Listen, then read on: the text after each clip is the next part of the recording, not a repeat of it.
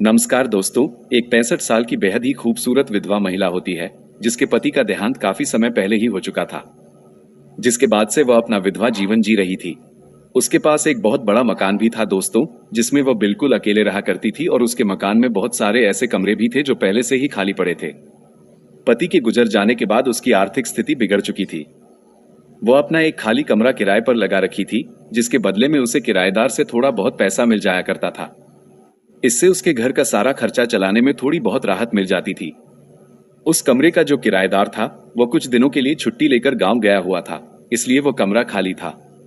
फिर दोस्तों क्या होता है, एक दिन सुबह के समय एक पढ़ाई लिखाई करने वाला लड़का उस खाली कमरे के बारे में पता लगाकर उसके घर चला आता है। जब वह आता है तो उसकी मुलाकात उस महिला से होती है। उसे देखकर वह महिला उसकी ओर आकर्षित हो जाती है, क्योंकि लड़का बहुत ही हैंडसम और स्मार्ट था। फिर वो महिला उस लड़के को अपना खाली कमरा किराए पर दे देती है, जिसके बाद वह लड़का उस कमरे में रहकर अपनी पढ़ाई करने लगता है।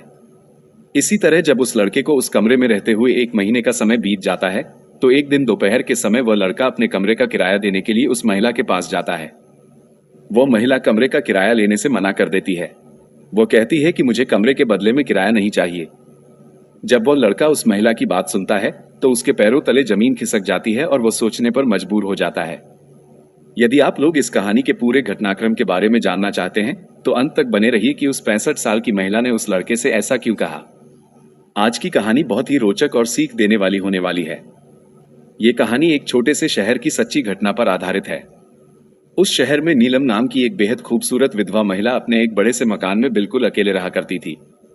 नीलम के पति का देहांत काफी समय पहले ही हो चुका था, जिसके बाद से वह अपना विधवा जीवन जी रही थी। लेकिन उसके मन में भी तमाम इच्छाएं और लालसाएं थी जिन्हें वह पूरा करना चाहती थी। विधवा होने के कारण वह बदनामी से डरती थी।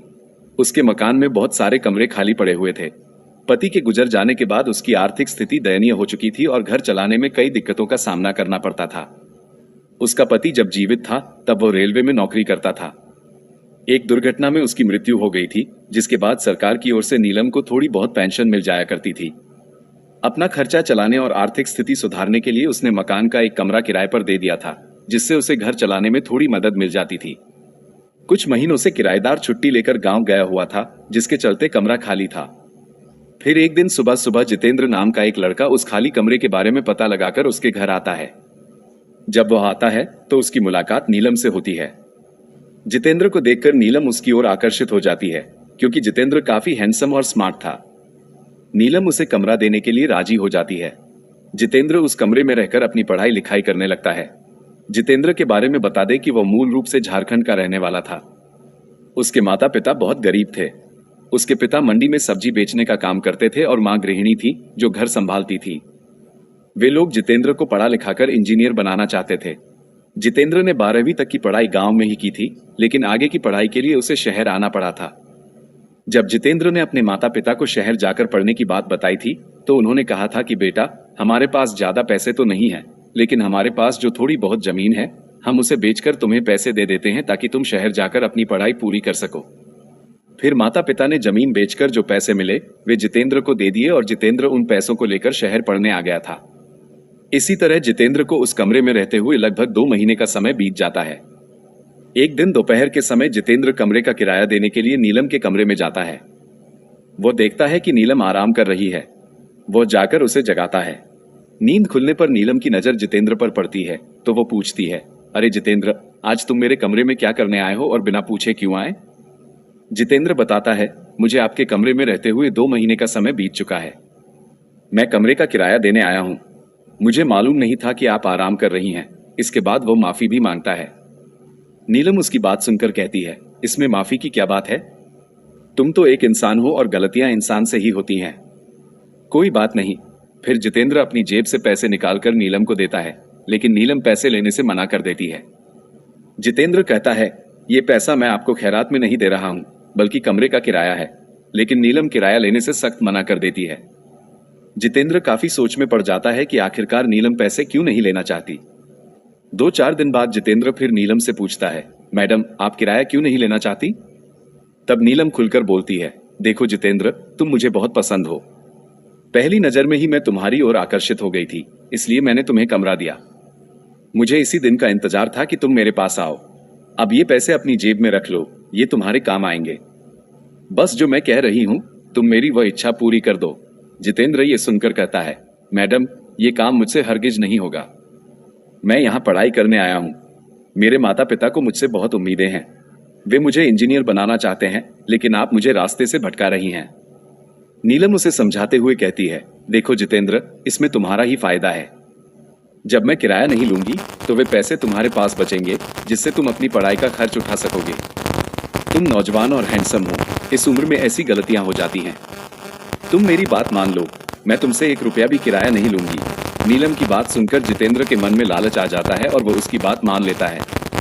इसके बाद दोनों के बीच गलत संबंध बन जाते हैं। जब काम पूरा हो जाता है तो नीलम जितेंद्र से कहती है, देखो जितेंद्र, ये बात हमारे बीच ही रहनी चाहिए। किसी दूसरे को मत बताना, वरना दोनों की बदनामी होगी। तुम्हारा करियर चौपट हो जाएगा और माता पिता का सपना अधूरा रह जाएगा। जितेंद्र कहता है, मैडम, आप बिल्कुल फिक्र मत कीजिए, मैं ये बात किसी को नहीं बताऊंगा। उस दिन के बाद से जितेंद्र को नीलम से काफी लगाव हो जाता है। वो रोज रात को खाना खाने के बाद नीलम के कमरे में जाने लगा और दोनों का ये सिलसिला चलने लगा। इसी तरह 4 से 5 महीने का समय बीत गया। एक दिन रात को जब जितेंद्र नीलम के कमरे में गया तो अचानक उसे चक्कर आ गया और वह गिर पड़ा। नीलम घबरा गई और तुरंत उसे अस्पताल ले गई, जहां डॉक्टरों ने उसे भर्ती कर लिया। 5 से 6 दिनों तक इलाज चलने के बाद भी उसकी हालत में कोई सुधार नहीं हुआ और उसका शरीर बहुत कमजोर दिखने लगा। घबराकर नीलम ने जितेंद्र के माता पिता को फोन करके सब बता दिया। माता पिता परेशान होकर सारा काम धंधा छोड़कर अस्पताल पहुंचे। सरकारी अस्पताल में करीब 3-4 हफ्तों तक चले इलाज के बाद जितेंद्र को होश आया। माता पिता ने पूछा, बेटा, तुम्हें अचानक क्या हो गया था कि अस्पताल में भर्ती होना पड़ा?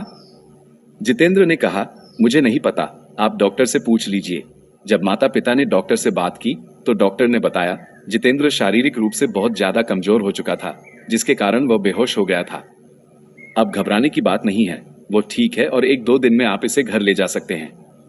माता पिता सोचने लगे कि इतना हट्टा कट्टा लड़का अचानक इतना कमजोर कैसे हो गया। जब अस्पताल से छुट्टी मिली और वे कमरे पर आए तो उन्होंने कड़ाई से पूछा, बेटा, क्या तुम्हें यहाँ सही खाना नहीं मिलता था या मकान मालकिन कंजूसी करती थी? हमने जमीन बेचकर तुम्हें पैसे दिए ताकि तुम पढ़ सको, फिर तुम्हारी यह हालत कैसे हुई? दबाव पड़ने पर जितेंद्र ने अपने माता पिता को सारी सच्चाई बता दी। जब माता पिता को पता चला कि मकान मालकिन की वजह से जितेंद्र की यह हालत हुई है तो उन्होंने कहा, बेटा, जो हुआ सो हुआ, लेकिन अब तुम इस मकान में बिल्कुल नहीं रहोगे। दूसरा कमरा देख लो, चैन से रहो, पढ़ाई करो और हमारा नाम रोशन करो, क्योंकि हमारी सारी उम्मीदें तुमसे जुड़ी हैं। जितेंद्र ने तुरंत वह कमरा खाली कर दिया और दूसरी जगह अच्छे मकान में शिफ्ट होकर लाइब्रेरी जाकर पढ़ाई करने लगा। वहीं दूसरी ओर जितेंद्र के चले जाने के बाद नीलम उसके ख्यालों में डूबकर अकेली रह गई। इसलिए कहा जाता है कि कोई भी कदम सोच समझकर उठाना चाहिए। बिना सोचे समझे उठाया गया गलत कदम हमेशा नुकसान पहुंचाता है। जितेंद्र को भी रास्ता भटकने के कारण भारी मुसीबत झेलनी पड़ी और उसकी सेहत खराब हो गई। कहानी का उद्देश्य केवल ये सीख देना और सतर्क करना था कि अपने लक्ष्य से कभी नहीं भटकना चाहिए। जय हिंद।